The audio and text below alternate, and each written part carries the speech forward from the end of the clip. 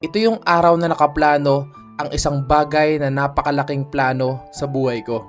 Dahil sa video na to, mangyayari ang isang bagay na pinakamasaya sa buhay ko. Sumama ako kala Coach Kyle sa Manila upang ihatid sila sa Adamson. At ito na rin yung pagkakataon para bumili ako ng engagement ring. Dito ako pumunta sa Binondo upang bumili ng singsing sa Ongpin. At literal na nakakakaba habang namimili ka ng singsing. Hindi mo alam kung ano ang pipiliin mo dahil halos lahat ay bagay sa kanya. At nung nakapili na ako, tuwang-tuwa talaga ako. Pero may halong kaba syempre na baka biglang mag-no yan. Pero sana naman hindi. At hello nga pala dito sa mga napakasisipag at napakababait na tendera dito sa Ongpin. At pagkatapos noon, isang pahapyaw muna dito sa Fusion Alley. Kasi naito na rin ako sa Manila. Pagkakataon ko na rin para mapuntahan itong sikat na mga kainan dito sa Manila. First time ko nga rin pala dito mag-angkas. Ang saya pala, pero mas masaya siguro kung ako yung driver niyan. Dito nga pala ako bumaba sa PTEX pauwi ng Cavite. Habang nasa biyahe, kinakabahan pa rin talaga ako. Para bang yung singsing nangingilig sa loob ng bag ko. Di ko alam kung bakit. Siguro, ganito talaga. Kapag darating ka sa puntong, magpo-propose ka na. Pinakita ko nga pala muna ito sa lolo't lola ko para malaman din nila kung ano yung plano ko ngayon. Pagkatapos nun, pasekreto kong nagpunta sa bahay nila doon sa Barangay Punon. Ang akala lang ni EJ, nagpapahinga ako ngayon sa bahay.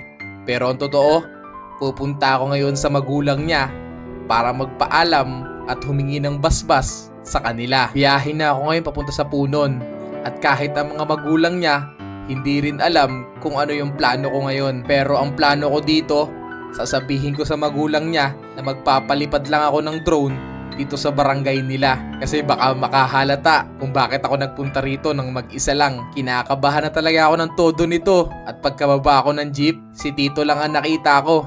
Dahil si Tita, nabili daw sa may Ilaya. Kaya ng mga oras na yan, nagkwentuhan lang muna kami.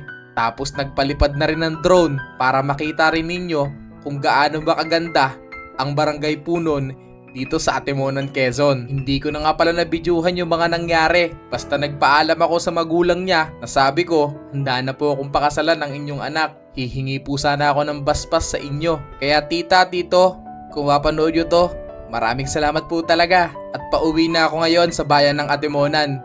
Bit-bit ang basbas ng kanyang mga magulang. Next step naman tayo. Akong tsaba ko nga pala dito yung kanyang pinsan na si Sheena at yung kanyang kapatid na si Ashley. Marami akong mga plano pero parang nalilito kami. Para bang ang labong mangyari. Kaya nanghingi ako ng suggestion sa kanila kung ano ba yung pwedeng madaling mangyari. Yung hindi mahalata, yung masosurprise siya siyempre. At ito na nga yung mga plano namin. Ang plano namin dito, tuturuan ko lang magpalipad ng drone si Sheena para at least pagluhod ko o pag-propose ko, may drone shot kami, di ba? So sa mga oras na to, wala pa talaga siyang kalam-alam or ka-idea kung ano ba yung mangyayari sa gabing ito.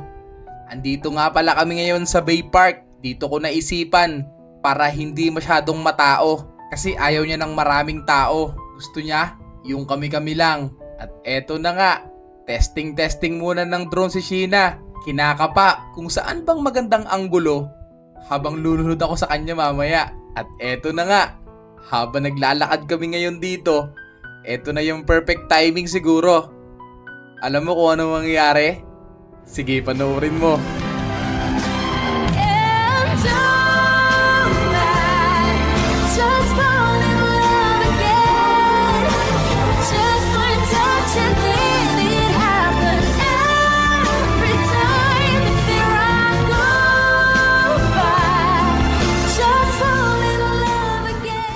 See you sa susunod na kabanata.